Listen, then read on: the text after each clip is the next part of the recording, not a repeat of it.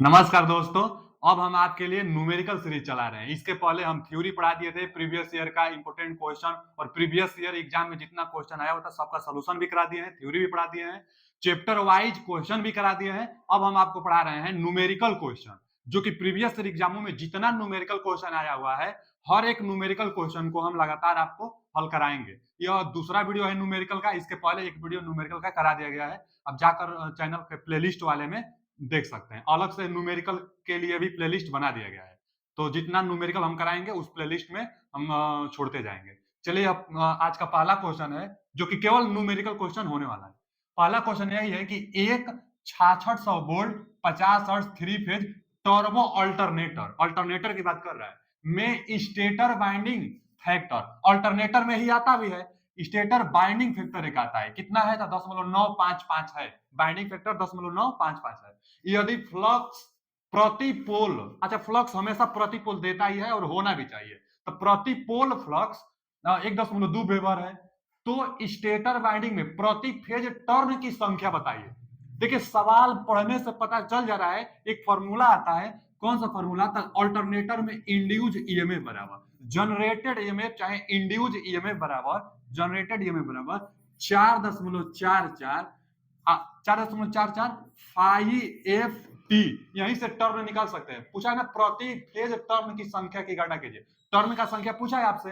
अच्छा, फाइव दिया ही है 50 हर्ट्ज, फ्लक्स दिया ही है, इंड्यूज ईएमएफ दिया ही है कि 6600 वोल्ट, तो वोल्टेज भी दिया है, टर्न पूछा है। लेकिन अल्टरनेट, यह ट्रांसफार्मर के लिए फॉर्मूला एकदम सेम होता है, अल्टरनेटर के लिए फॉर्मूला पूछेगा तो इसी में हम लोग गुणा कर देंगे बाइंडिंग फैक्टर का, के डब्ल्यू। बाइंडिंग फैक्टर क्या होता था? अगर इसको भी देखा जाए तो जो बाइंडिंग फैक्टर होता था, पिच फैक्टर और डिस्ट्रीब्यूटेड फैक्टर के गुणनफल को बाइंडिंग फैक्टर कहते हैं। तो कई बार फार्मूला में बाइंडिंग फैक्टर की जगह पर केपी गुणे केडी भी दे देता है। और थ्री फेज बोला है ना, देखिए ना, थ्री फेज टर्बो अल्टरनेटर, तो थ्री फेज के लिए हम लोग क्या कर देंगे? कर्णे 3 से गुणा कर देंगे। थ्री फेज की बात कर रहा है इसलिए। अब यहीं से टर्न का मान निकालिए आप। टर्न का मान निकालने के लिए देखिए, यहाँ पर मान भर दीजिए, कितना कितना मान भरना है बाबू? तो 6600 वोल्टेज रखना है। यहाँ है 4.44, फाई का मान भर दीजिए, दिया था।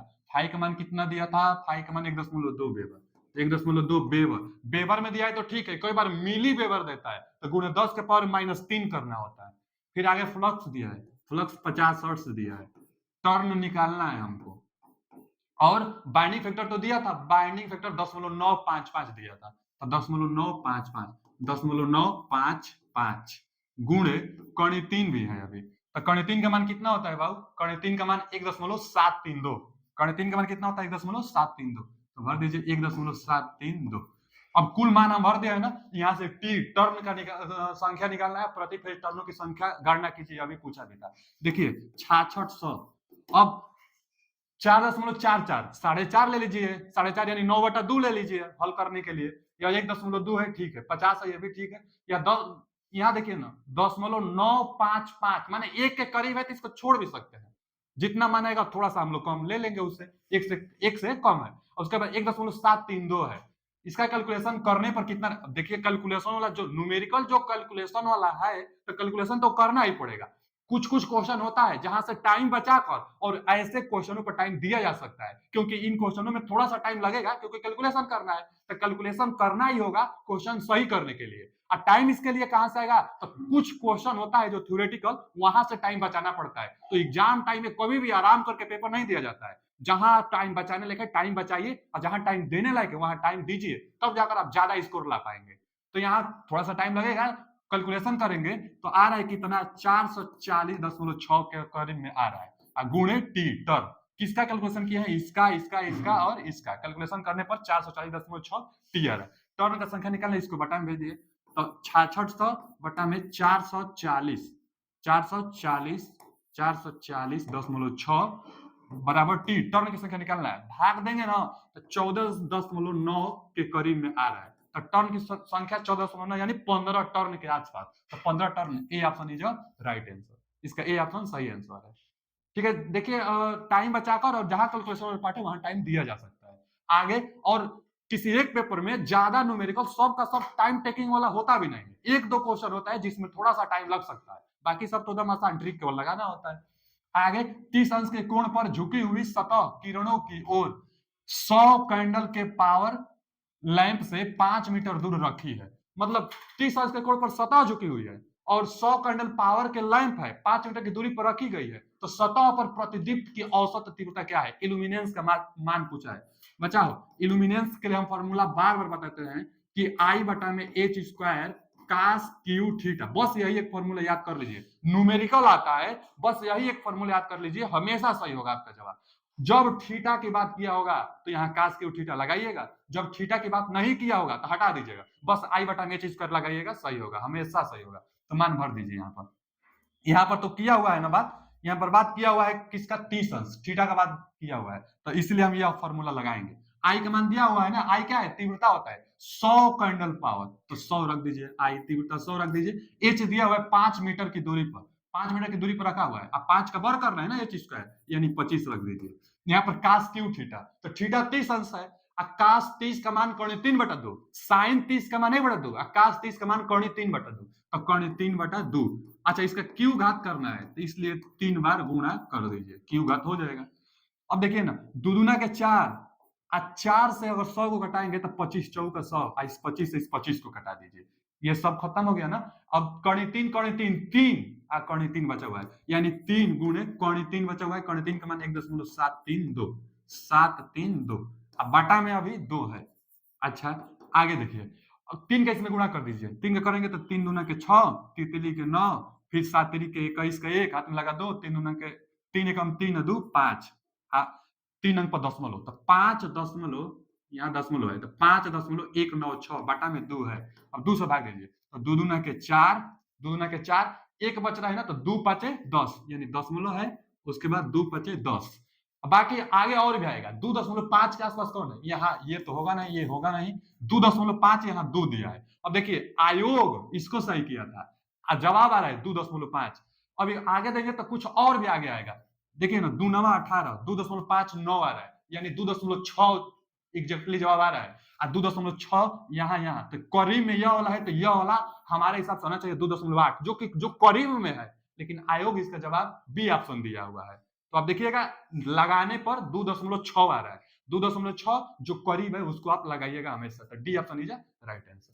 अगला क्वेश्चन क्या है कि 8 मीटर चौड़ाई और 12 मीटर लंबाई का एक कैमरा 15 लैंपों द्वारा 100 लुमेन प्रति मीटर स्क्वायर की उचित रूप से एक समान रोशनी से प्रकाशित किया जाता है। ठीक है जी, कि इतना एरिया और 15 लैंप है और 100 लुमेन प्रति मीटर स्क्वायर के उचित प्रकाश से प्रकाशित किया जाता है उतना एरिया को। अच्छा, और 15 लैंप था, आगे क्या दिया है कि यदि प्रत्येक लैंप 15 लूमेन है और प्रत्येक लैंप का लूमेन 1600 है, तो कमरे का उपयोगी गुणांक बताइए। ये बच्चा, जो उपयोगी गुणांक होता है ना, जो उपयोगी गुणांक होता है, उपयोगिता गुणांक के लिए कितना हम लोग उपयोग किए गए हैं, देखिए ना, उपयोगिता, यूटिलाइजेशन फैक्टर इसको कहते हैं, utilization factor, utilization utilization factor बराबर जीता। उपयोगिता गुणांक का मतलब आप क्या समझते हैं, उपयोगिता गुणांक का मतलब जितना उपयोग करेंगे, तो जितना उपयोग करेंगे, उपयोग की गई, उपयोग चाहे आवश्यक, उपयोग चाहे आवश्यक, जितना आवश्यक है हमारे लिए, जितना हम उपयोग कर लिए हैं, तो आवश्यक फ्लक्स, आवश्यक लूमेन, आवश्यक लूमेन, बटा में कुल लूमेन, बटा में टोटल कितना जनरेट हुआ है, बटा में कुल लूमेन, बटा में कुल लूमेन कर लेंगे, कुल लूमेन जी, ठीक है, रख दीजिए। टोटल कितना यूटिलाइज किया गया है बटा में कुल लूमेन कितना होगा, तो एक लैंप 1600 लूमेन का है, अब 15 लैंप का उपयोग किया गया है, तो कुल लूमेन की अगर बात करेगा तो 15 गुणे 1600 करना ही पड़ेगा। आप तो खुद समझते हो कि भैया 15 लैंप है, एक लैंप का जो लूमेन उत्पन्न करेगा वो 1600, तो कुल लूमेन कितना आएगा, 15 गुणे 1600, इतना तो कुल लूमेन आएगा। कितना उपयोग करेंगे, तो जितना एरिया रहेगा, पहले कितना एरिया है, एरिया 8 और 12, 12 बटे 96, 96 मीटर, 12 बटे 96, 96 मीटर स्क्वायर हमारा एरिया है। इस एरिया को देखिए ना, 8 मीटर 12 मीटर लंबाई, 8 मीटर चौड़ाई और 12 मीटर लंबाई का एक कमरा 15 लैंपों द्वारा 100 लूमेन प्रति मीटर स्क्वायर की उचित रूप से समान रोशनी से प्रकाशित किया जाता है। तो 100 लूमेन प्रति मीटर स्क्वायर से टोटल मीटर स्क्वायर 96 है, 100 से तो गुणा कर दीजिए, इसमें इतना ही ना टोटल आवश्यक हुआ हमारा, जो कमरा है 8 मीटर और 12 मीटर लंबाई वाला 96 मीटर स्क्वायर जो एरिया है, और प्रति मीटर स्क्वायर 100 लूमेन चाहिए, तो 96 के लिए 100 से गुणा करिए, उतना हमको आवश्यक है, उतना चाहिए, उतना उपयोग करेंगे, और टोटल इतना जनरेट होगा, यही यूटिलाइजेशन फैक्टर कहलाएगा। कटा दीजिए, देखिए यहाँ से यह 2 जीरो से यह 2 जीरो कट जाएगा, और 16 छक्का 96, 6 बटा में 15 बचा हुआ है, और फिर 3 से भी कटा दीजिए, 3 से कटाएंगे ना तो 3 दूना के 6, 3 पाँचे 15, अब 5 से करेंगे ना तो 5 चौक के 20, 10.4 आ रहा है, utilization factor 10.4, A option is right answer. बस फार्मूला आप जानते रहेंगे तो सवाल तो बना ही लेंगे ना, कितना प्रति मीटर स्क्वायर 100 है तो 96 मीटर स्क्वायर में कितना लूमेन की आवश्यकता लगेगी, उसको ऊपर रखिए, एक लूमेन जो है 1600, एक लैंप जो है, एक लैंप 1600, तो 15 लैंप कितना लगेगा, गुणा कर कर लगा दीजिए आप, तो 10.4 आ रहा है। अगला क्वेश्चन क्या है कि किसी पावर प्लांट की अधिकतम मांग 80 मेगावाट है, कोई पावर प्लांट है उसका अधिकतम डिमांड जो है 80 मेगावाट है, उपयोगिता गुणांक 10.8 है, यूटिलाइजेशन फैक्टर 10.8 है, तो प्लांट की आरक्षित क्षमता बताइए, रिजर्वायर, देखिए the reservoir capacity of the plant will be, plant की रिजर्वायर कैपेसिटी कितना होती है, रिजर्वायर कैपेसिटी क्या होता है कि उसके पास कितना रिजर्व कैपेसिटी है, तो रिजर्व कैपेसिटी कैसे निकलेगा, वही पूछा भी है, रिजर्व कैपेसिटी बताइए। जो रिजर्व कैपेसिटी होता है वह प्लांट की क्षमता में से मैक्सिमम डिमांड को घटा देंगे, वही ना बचेगा। मान लीजिए कोई भी प्लांट है उसकी कुछ ना कुछ क्षमता होती है, तो प्लांट की टोटल क्षमता में से जितना मैक्सिमम डिमांड है उसको घटाइए, प्लांट की टोटल क्षमता में से मैक्सिमम डिमांड को घटा देने पर जो बचेगा वही रिजर्व कैपेसिटी बचेगी। रिजर्व कैपेसिटी पूछा है, रिजर्व रिजर्व जो कैपेसिटी होगा, रिजर्व कैपेसिटी जो होगा, रिजर्व जो कैपेसिटी होगा प्लांट की कैपेसिटी में से, प्लांट की कैपेसिटी में से मैक्सिमम डिमांड को हम घटा देंगे, प्लांट की कैपेसिटी में से मैक्सिमम डिमांड को घटाएंगे तो रिजर्व कैपेसिटी बचेगा। मैक्सिमम डिमांड दिया है कि अधिकतम डिमांड 80 मेगावाट, अब हमको निकालना है प्लांट की कैपेसिटी। अब प्लांट की कैपेसिटी निकालने के लिए दो फॉर्मूला, देखिए यहां लिख दे रहे हैं, प्लांट कैपेसिटी, प्लांट कैपेसिटी के लिए दो फॉर्मूला, प्लांट कैपेसिटी के लिए दो फॉर्मूला, एक अभी पहला लेक्चर जो न्यूमेरिकल का हम पहला लेक्चर कराए हैं, पहला वीडियो जो दिए हैं न्यूमेरिकल का, उसमें भी एकदम सेम क्वेश्चन एक आया था, एक ऐसा क्वेश्चन देखने को जरूर मिलता है रिजर्वायर कैपेसिटी पर, अच्छा है प्लांट कैपेसिटी फैक्टर पर, तो उसमें आया था प्लांट कैपेसिटी फैक्टर से, तो प्लांट कैपेसिटी अच्छा से हम लिख दे रहे हैं formula, plant plant capacity factor, note कर लीजिएगा इस फॉर्मूले को क्योंकि ये क्वेश्चन हम जरूर हर एक सेट में मिलता है। प्लांट कैपेसिटी, प्लांट कैपेसिटी बराबर, प्लांट कैपेसिटी बराबर क्या होगा, एवरेज कैपेसिटी चाहे एवरेज लोड, एवरेज लोड बटा में, एवरेज लोड बटा में प्लांट कैपेसिटी है तो प्लांट कैपेसिटी फैक्टर रहेगा, प्लांट कैपेसिटी फैक्टर रहेगा, नोट कर लीजिए, फुल नाम आप लिखिएगा, plant capacity factor, average load बटा में प्लांट कैपेसिटी फैक्टर। कई बार एवरेज लोड नहीं देता है तो यहाँ पर एवरेज लोड की जगह पर क्या देगा, मैक्सिमम डिमांड गुणे लोड फैक्टर, क्योंकि एवरेज लोड बराबर मैक्सिमम डिमांड गुणे लोड फैक्टर होता ही है, तो एवरेज लोड की जगह पर मैक्सिमम डिमांड गुणे लोड फैक्टर हम लिख सकते हैं, यहाँ पर प्लांट कैपेसिटी फैक्टर दिया ही है। एक तो ये फॉर्मूला, और एक इसमें जो लगेगा यूटिलाइजेशन फैक्टर वाला, यूटिलाइजेशन फैक्टर, यूटिलाइजेशन फैक्टर बराबर क्या होगा, यूटिलाइजेशन फैक्टर बराबर होगा मैक्सिमम डिमांड, यूटिलाइजेशन फैक्टर बराबर होगा मैक्सिमम डिमांड, अब बटा में यूटिलाइजेशन मतलब plant capacity, plant capacity, plant capacity, plant capacity, देखिए यूटिलाइजेशन फैक्टर, यही फॉर्मूला यहां पर लगेगा क्योंकि यूटिलाइजेशन फैक्टर दिया है, हमको निकालना है प्लांट कैपेसिटी, अभी मैक्सिमम डिमांड से घटाएंगे तो रिजर्व कैपेसिटी मिलेगा, तो प्लांट कैपेसिटी निकाल लीजिए, प्लांट कैपेसिटी आप निकालेंगे तो मैक्सिमम डिमांड दिया है ना 80, प्लांट कैपेसिटी निकालेंगे, यूटिलाइजेशन फैक्टर यहां रखिए, यूटिलाइजेशन फैक्टर का मान 10.8 दिया है, 10.8, भाई 10 हटाने के लिए ऊपर जीरो बढ़ाएंगे, 10 हटेगा 8 से घटा देंगे, 100 मेगावाट आ रहा है, क्योंकि सब रीडिंग मेगावाट में है तो 100 मेगावाट आ रहा है प्लांट कैपेसिटी, यहां रख दीजिए प्लांट कैपेसिटी 100 मेगावाट, अब मैक्सिमम डिमांड 80 दिया है इसलिए आ जाएगा 20 मेगावाट, 20 मेगावाट रिजर्व कैपेसिटी आएगा, ए option is right answer, 20 megawatt reserve capacity. यह फॉर्मूला कई बार यूजफुल होगा आपको, प्लांट कैपेसिटी बराबर एवरेज लोड बटा में प्लांट कैपेसिटी फैक्टर, तो प्लांट कैपेसिटी यहां से निकलेगा, एक बार यहां से, यह दो फॉर्मूला है जो कि बहुत इंपॉर्टेंट है, प्लांट कैपेसिटी यहां से भी निकल सकता है जब प्लांट कैपेसिटी और एवरेज लोड मैक्सिमम डिमांड को लोड फैक्टर देगा तब, और नहीं तो यूटिलाइजेशन फैक्टर देगा तो प्लांट कैपेसिटी यहां से निकलेगा। प्लांट कैपेसिटी बराबर यूटिलाइजेशन फैक्टर से मैक्सिमम डिमांड में भाग दीजिए और यहां से घटा दीजिए तो वही रिजर्व कैपेसिटी बचता है। कई बार रिजर्व कैपेसिटी पूछता है, तो इसका ए ऑप्शन इज राइट आंसर। अगला क्वेश्चन क्या है कि 75 मेगावाट थर्मल पावर प्लांट की तापीय दक्षता 35% है। देखिए कभी भी थर्मल पावर प्लांट आएगा तो जितना ना परसेंटेज दिया रहता है सबका गुणनफल उसकी इफिशियंसी कहलाती है। जैसे यह क्वेश्चन में देखिए ना कि 75 मेगावाट थर्मल पावर प्लांट की तापीय दक्षता 35% है और विद्युतीय दक्षता 80% है, तो प्लांट की कुल दक्षता बताइए। आसान है जी, प्लांट की कुल दक्षता जितना परसेंटेज दिया रहता है सबका गुणनफल कीजिए। यहाँ एक परसेंटेज दिया है ना, उसका गुणनफल 35% का गुणनफल गुणे और दिया है ना यहाँ पर 80% है, तापीय दक्षता 80%, तो 80% गुणनफल। और कहीं परसेंटेज में कुछ दिया है नहीं, तो प्लांट की कैपेसिटी यही होगी। प्लांट की कैपेसिटी निकालने के लिए तापीय दक्षता और विद्युतीय दक्षता का गुणनफल कर दीजिए, आ जाएगा। तो अब देखिए ना, ये इतना दिया था, इतना दिया था, गुणे 100 करेंगे परसेंटेज में बताने के लिए। इतना दक्षता दिया था 35% और 80% दिया था, गुणे 100 किया है परसेंटेज में दक्षता बताने के लिए। अब लगा दीजिए यहां से, देखिए यह 100 से तो यह 100 कट जाएगा, एक जीरो से एक जीरो कट जाएगा। अब इसको करिए ना, 8 5 40, हाथ में लगा 4, 8 3 24, 4 28, 280, अब बटा में एक जीरो को कटा देगा, यानी 28%, टोटल 28%। इसका ए ऑप्शन इज राइट आंसर। जितना परसेंटेज दिया रहेगा सबका गुणनफल करिए, वही थर्मल की इफिशियंसी निकलकर आती है, तो ए ऑप्शन इज राइट आंसर। अगला क्वेश्चन है कि 10.75 मीटर लंबा एक मोटर आर्मेचर कंडक्टर 4 वेबर प्रति मीटर स्क्वायर वाले एक फ्लक्स घनत्व के संपर्क में आता है। ठीक है जी, उतना वेबर वाला एक कंडक्टर है जो कि इतना मीटर लंबा है, मैग्नेटिक फील्ड में आता है। क्या है, 4 वेबर प्रति मीटर स्क्वायर, ये बी का मात्रक होता है। मैग्नेटिक जो डेंसिटी होता है ना, चुंबकीय घनत्व होता है, उसका यह मात्रक है 4 वेबर प्रति मीटर स्क्वायर। फ्लक्स घनत्व यहां लिखा भी है, आता है। कंडक्टर पर लगने वाले बल की गणना करें। अच्छा जी, कोई लंबाई होता है, करंट कैरिंग कोई वायर होता है और उस पर बल लगने के फॉर्मूला आता है आईवीएल साइन थीटा।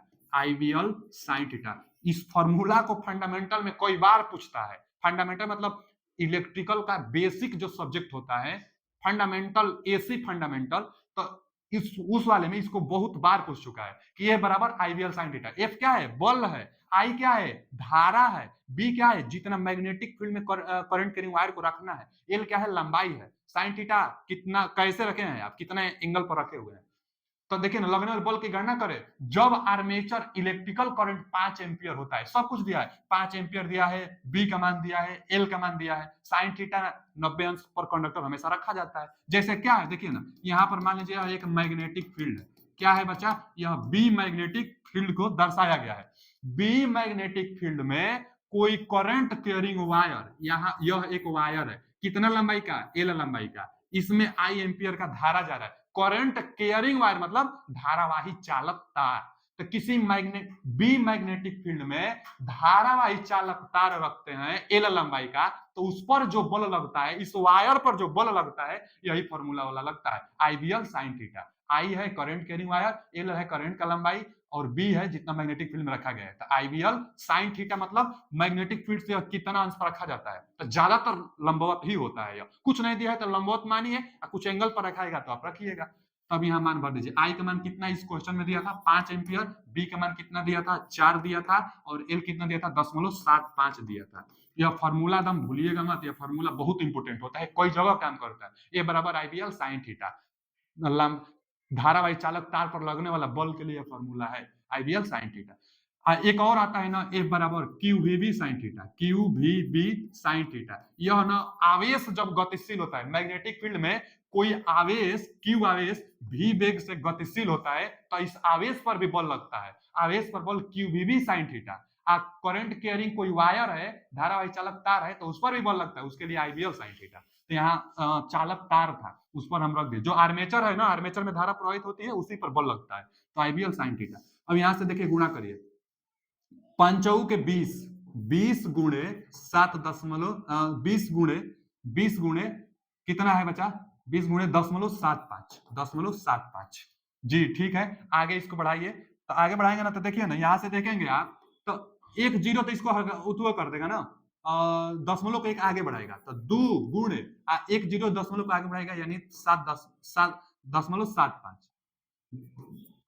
0.75 है, एक जीरो आगे बढ़ाएगा तो 7.5 आ जाएगा। अब 75 दूना 150 एक अंक पर फिर दशमलव यानी 15 न्यूटन इसका जवाब आएगा। इसका कितना जवाब आएगा बच्चा? 15 न्यूटन इसका जवाब आएगा। 15 न्यूटन देख रहे होंगे, 15 न्यूटन। आप खुद कैलकुलेशन भी कर सकते हैं ना, आईबीएल रखिए 75 5 के 20 75 दूना 150 2 दशमलव यानी 15 ही आ रहा है। अच्छा एक इसको बढ़ाएगा तो 7.5 होगा, 75 दूना 150 होगा, एक अंक पर फिर यहाँ दशमलव है तो एक अंक पर फिर दशमलव लगाएंगे तो 15 न्यूटन इसका C option is right answer. 15 newton इसका सही जवाब है। ठीक, अगला क्वेश्चन क्या है कि सामान्य वोल्टेज पर 60 circuit current full load current का 4 गुना है और फुल लोड स्लिप 3% है।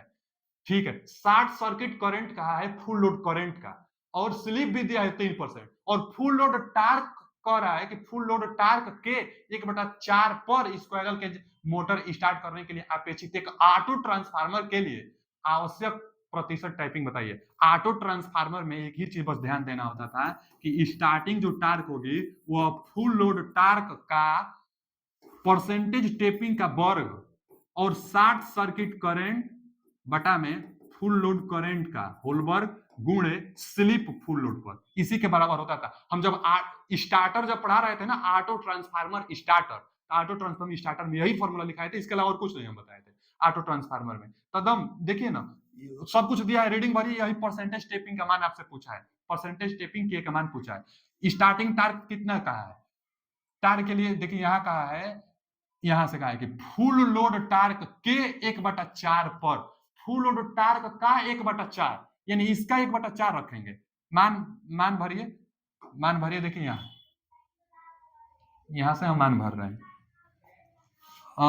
क्या कहा है कि फुल लोड टार्क के 1/4 पर, तो 1/4 पर फुल लोड का 1/4 यानी 1/4 होना चाहिए इसी का फुल लोड का 1/4 गुना, और नीचे तो फुल लोड टार्क है ये।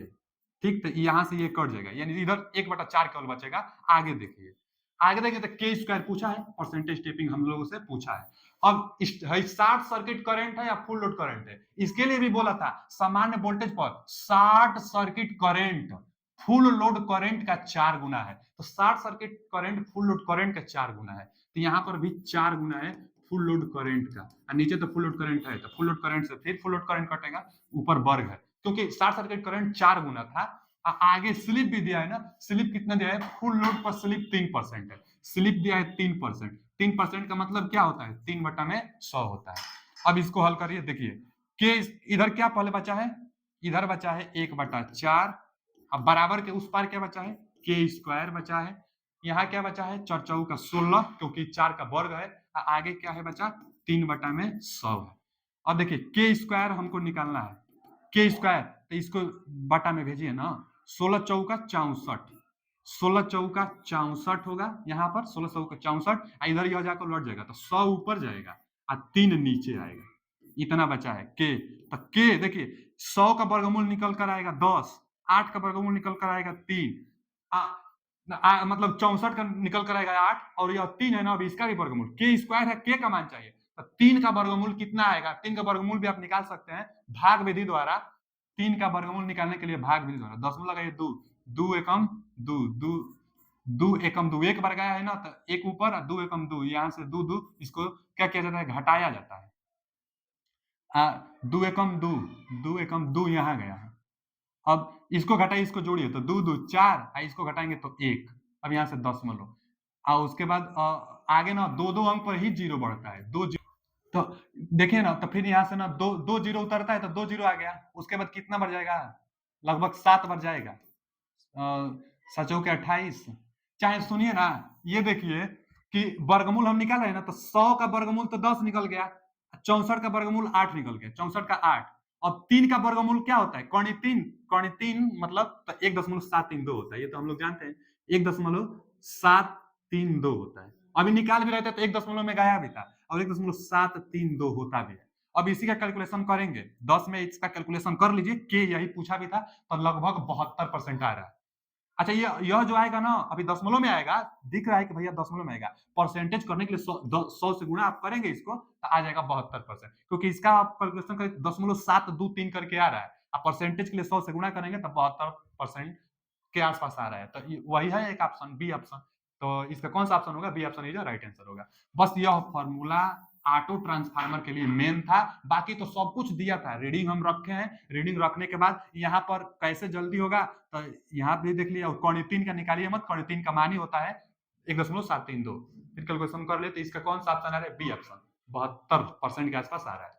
आगे एक 3 फेज 8 पोल इंडक्शन मोटर को 400 वोल्ट 50 हर्ट्ज से आपूर्ति की जाती है। यदि स्लिप 4% हो तो रोटर की गति बताइए। वेरी वेरी इंपोर्टेंट, कई बार यह सवाल आता है, बार बार एकदम सेम सवाल आता है, रीडिंग बदल सकता है नहीं तो सेम डाटा के साथ भी आता है, एकदम सेम डाटा के साथ। यह कम से कम मानकर चलिए कि 8 से 9 बार एकदम सेम क्वेश्चन आ चुका है अब तक अलग अलग एग्जामों में। क्या पूछा यहाँ पर? रोटर स्पीड पूछा है कई बार बचा, जेई एग्जाम हो चाहे टीजी2 एग्जाम हो, रोटर स्पीड कई बार पूछता है। तो रोटर स्पीड के लिए फॉर्मूला आप याद कर लीजिए कि एनआर बराबर एनएस 1 माइनस एस, यही फॉर्मूला होता है रोटर स्पीड के लिए। यह कहां से आया है? स्लिप वाला जो फॉर्मूला था ना, वहीं से आया है। स्लिप का फॉर्मूला एस बराबर एनएस माइनस एनआर बटा में एनएस, इसी से हम एनआर का मान निकाले तो यही आएगा। एस बराबर स्लिप बराबर एनएस माइनस एनआर बटा में एनएस से एनआर के लिए यही आएगा। और रोटर स्पीड पूछा हुआ है, बस मान भर दीजिए आ जाएगा। सिंक्रोनस स्पीड बताइए आप तो कितना? 8 पोल के लिए, 8 पोल के लिए 750 आरपीएम, 8 पोल के लिए 750 आरपीएम। कैसे? तो भैया सिंक्रोनस स्पीड 120 एफ बटा में पी से निकलेगा। यहाँ 8 पोल रखिए, 50 हर्ट्ज रखिए, 50 हर्ट्ज, लेकिन वहां दिया है कि 50 हर्ट्ज, तो 50 हर्ट्ज रखिए, 8 पोल रखिए, 750 आएगा। तो 750 और 1 माइनस, अब स्लिप कितना है? 4%, तो 4% को हम लोग क्या कहेंगे? 4/100 कहेंगे।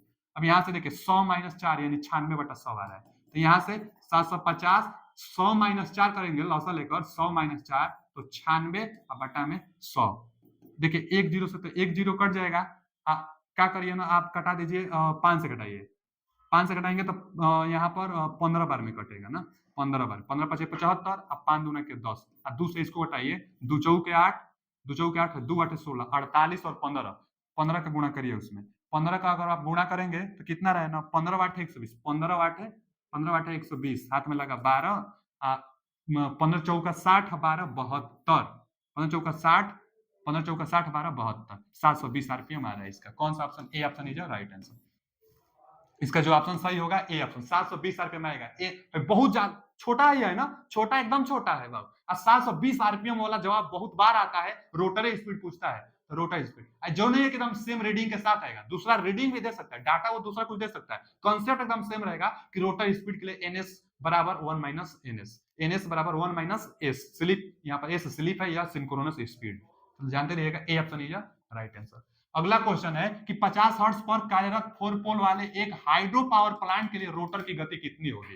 रोटर की गति पूछा है हाइड्रो पावर प्लांट में, रोटर की गति फिर पूछा है, रोटर की गति, और कितना के लिए पूछा है बच्चा? 4 पोल वाले हाइड्रो पावर प्लांट 50 हर्ट्ज दिया है, 50 हर्ट्ज दिया है ना, स्लिप की बात नहीं किया, तो 4 पोल के लिए 1500 आरपीएम, 4 पोल के लिए 1500 आरपीएम, एनएस बराबर 120 एफ बटा में पी। देखिए अब आप सोचेंगे कि यहाँ तो रोटर की गति पूछा है, तो रोटर की गति के लिए ये फॉर्मूला लगना चाहिए, रोटर की गति के लिए ये फॉर्मूला लगना चाहिए कि एनआर बराबर एनएस कोष्ठ में 1 माइनस एस, ये अभी जो हम लगाए हैं रोटर की गति के लिए, तो वहां पर स्लिप दिया होगा, अच्छा है अलग से कुछ दिया होगा कि जिससे हम स्लिप निकाल सके।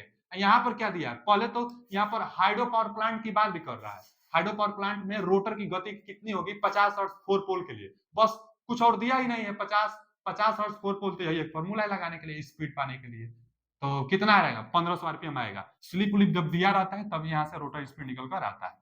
और वैसे भी देखेंगे तो यहाँ पर कौन सा था? यहाँ पर इंडक्शन मोटर था, इंडक्शन मोटर हमेशा सिंक्रोनस स्पीड से कम प्रगति करता है, जैसे 720 आया और सिंक्रोनस स्पीड 750 होता है, तो रोटर स्पीड हमेशा सिंक्रोनस स्पीड से थोड़ा सा कम होता है। इंडक्शन मोटर में यह इंडक्शन था, यहाँ पर इंडक्शन लिखा भी है, और यहाँ पर इंडक्शन मोटर नहीं है, हाइड्रो पावर प्लांट में रोटर की गति है, अल्टरनेटर की बात कर रहा है, और अल्टरनेटर का गति होता है सिंक्रोनस स्पीड, इसलिए यहाँ पर ऑप्शन आएगा 1500 आरपीएम। अगला क्वेश्चन क्या है? अगला क्वेश्चन है कि ओवरहेड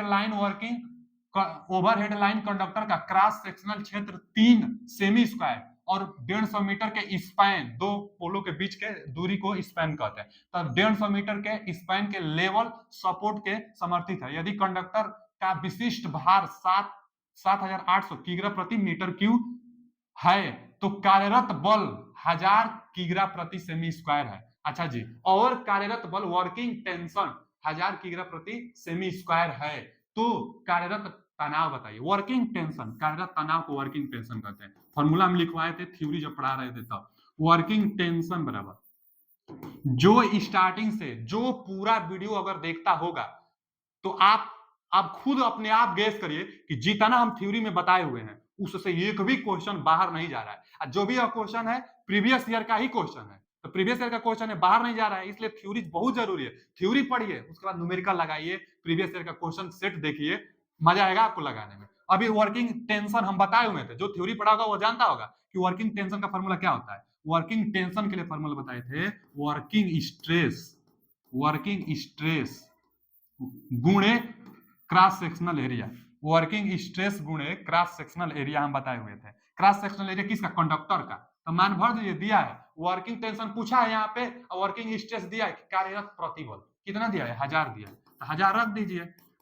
कंडक्टर का एरिया, कंडक्टर का एरिया इसमें कहीं ना कहीं जरूर दिया हो, देखिए क्रॉस सेक्शनल एरिया, कंडक्टर का cross sectional area 3 semi square है, ठीक है ना। कंडक्टर का एरिया 3 सेमी, एस क्यू मतलब स्क्वायर होता है, तो सेमी स्क्वायर है, तो 3 सेमी स्क्वायर है, रख दीजिए। कितना आ जाएगा बच्चा? 3000 केजी में, टेंशन का मात्रा केजी हम बताया था, तो 3000 केजी। इसका कौन सा option? A option is right answer.